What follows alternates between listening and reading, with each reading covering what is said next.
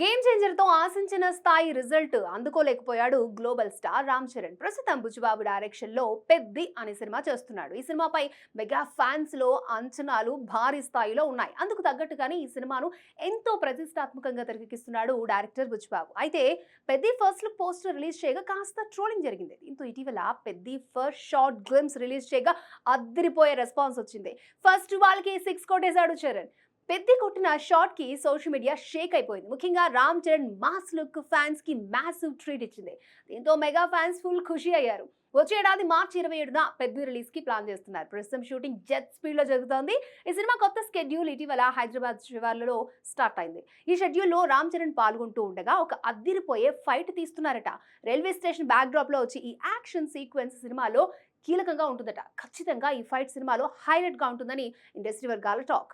ఇక మైత్రి movie makers Sukumar writing సమర్పణలో వృద్ధి సినిమాస్ పతాకంపై వెంకట సతీష్ కిలారు నిర్మిస్తున్న ఈ సినిమాలో జాన్వీ కపూర్ హీరోయిన్ గా నటిస్తోంది.